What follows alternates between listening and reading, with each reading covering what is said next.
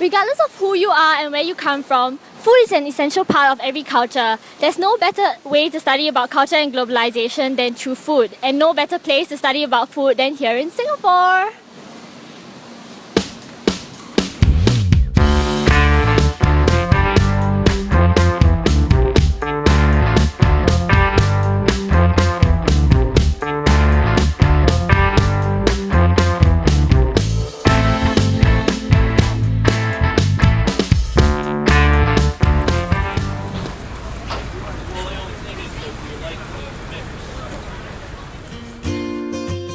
Different cultures have developed their own dietary preferences and requirements prior to globalization, resulting in differing eating practices between today's ethnicities.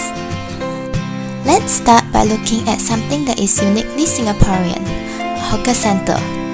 A hawker centre has many varieties of food representing the CIMO model.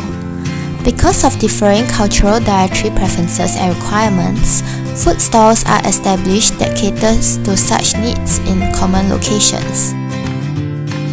One example of a cultural eating practice is halal food.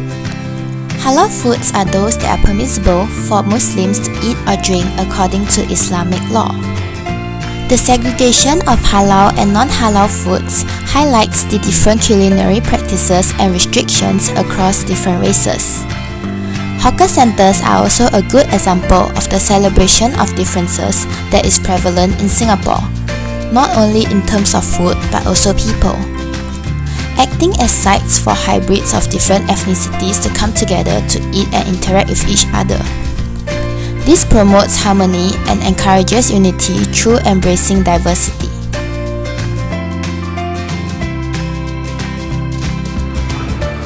Now explore hybridization of food by looking at this prata, which is a traditional prata. However, many shops nowadays offer different varieties of prata, namely with toppings such as cheese, durian, and even ice cream. There's hybridization of food in the sense that prata evolved from having a traditional prata to different pratas infused with elements from westernization. It's mainly targeted at a younger generation which is more responsive to changes brought about by westernization, as well as more experimentative of new changes. So there's an infusion of both the traditional element, which is the prata, as well as toppings such as cheese, ice cream and durian, which is the western elements. Hence, it's a hybrid product where it consists of both elements. The lure of exotic flavors is gaining popularity amongst those with adventurous palates.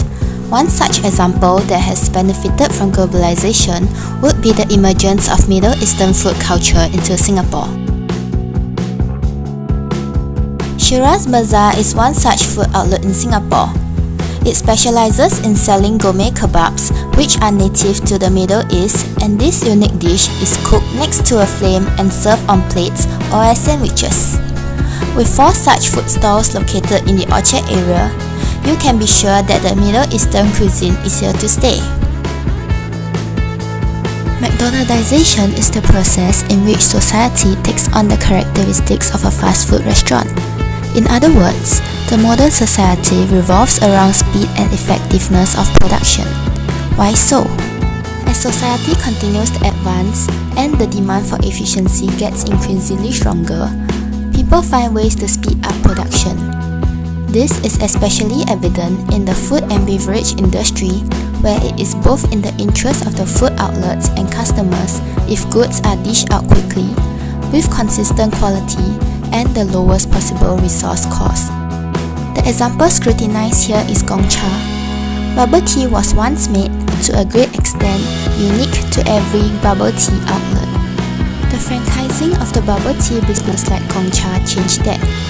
Menus have been standardized across all outlets and customers can come to expect the same standard of product, regardless of the outlet they patronize.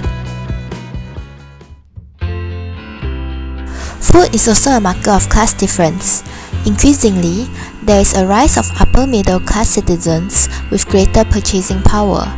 Hence, supermarkets start targeting them by selling healthier but more expensive organic food.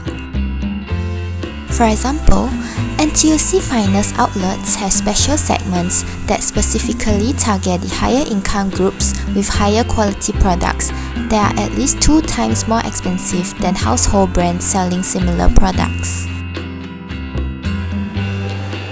With globalization, food has become a vehicle for the perpetuation of class stratification in society. While food is a basic human right, those in power, however, have access to even better food. Take this for example. This costs $35, a bag of grain marketed as chia seeds. The poor have typically more limited access to such premium, to such better choices because of the price. There is also inequality across space.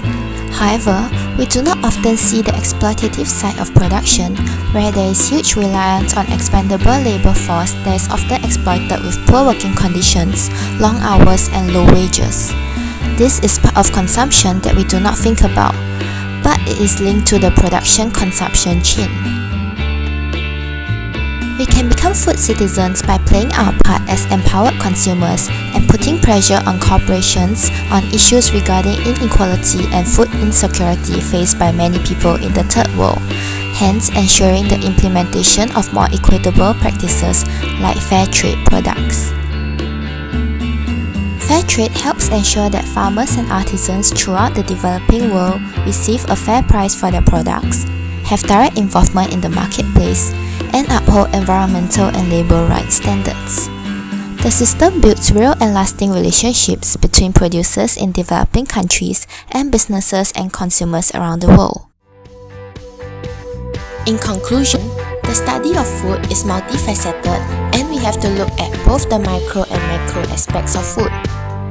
Food is no doubt an important aspect of our everyday lives, and studying its role provides us invaluable insights on how food embodies social, cultural, and political factors that are often obscure and taken for granted. The significance of food goes far beyond the act of consumption and is linked to structural factors that shapes and governs societies. As we have analysed, food is constantly evolving and is closely tied to the renegotiation of culture. Food is also a key marker of class and ethnic differences, and it inevitably constructs borderlands of inclusions and exclusions.